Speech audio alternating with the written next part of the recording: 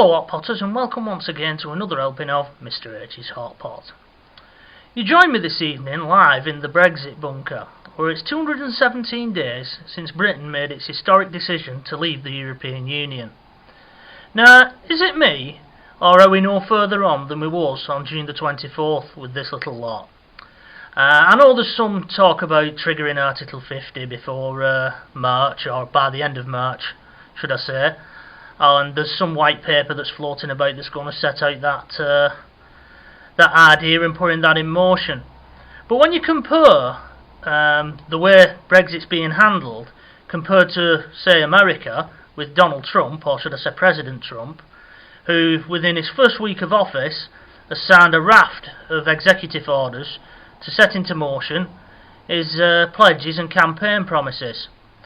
Now, love or loathe the guy, you've got to admire his work ethic and the fact that he's hit the ground running. You know, he's said he'll do certain things, although it's unpopular with some, and by God, he's going to do it. Unlike our leaders who are sat there in Whitehall, dithering, should we say, should we go type of thing. Now, I think the debate of whether we should leave the European Union is over. You know, Britain, albeit by a small majority, did vote to leave. And in this country, the majority do have the say. You know, you can't turn around and say, well, it was only advisory and this, that and the other. You know, you can have all them arguments till you're blue in face.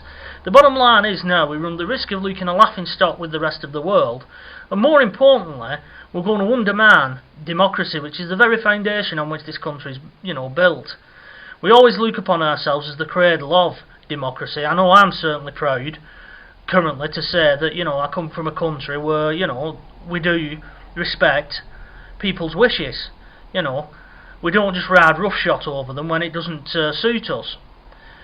So, what do you guys think? You know, do you think as Theresa May's handling it as best she can? Do you think she's right to be cautious and not to jump in? You know, only fools jump in type of thing.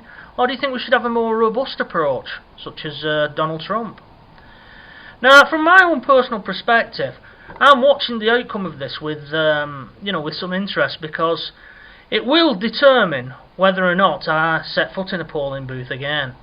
And I've always been very staunch. Anyone that knows me will know that I'm very strong when it comes to voting. I believe people should go out and vote, because when all's said and done, you know, our forefathers have fought for that right.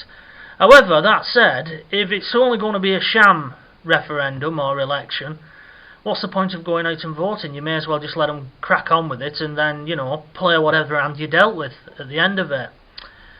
So, like I say, I will be watching it with some interest. Now, I don't know what other hot potters out there think about Brexit, whether you voted Remain or whether you voted Leave. I obviously voted Leave. I believed that we're better off out of it. I'm not going to try and change anyone's mind, but what I will say for anyone out there who tries to say from the Remain camp, oh well, people voted Leave, you know, because they didn't think they was leaving this and they wasn't leaving that. At the end of the day, if you're a member of a club, whether it be a, you know, a fan club or something, the minute you stop paying your dues and demands, that's it, you've done with it. You walk away. You don't expect to carry on receiving the benefits of a club. And I never voted to leave with that thought in mind.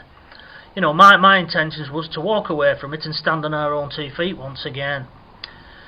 So there we have it. It's just my personal thoughts. I'll be honest with you. Every time, you know, you click on a website or whatever, in a news website, it's full of Brexit type of thing, and a lot of it is doom and gloom.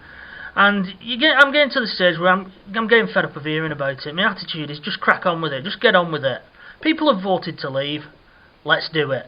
You know, and as I say regarding Donald Trump, love him or loathe him, at the end of the day, the guy is doing what he said he would do. You know, he said he'd build that wall, and he's set in motion the wheels. Now, whether further along the line he'll get stopped, that remains to be seen. But as it stands here and now, he's doing what he said he'd do, and that's quite refreshing for a politician. I do wish we had somebody like that over here.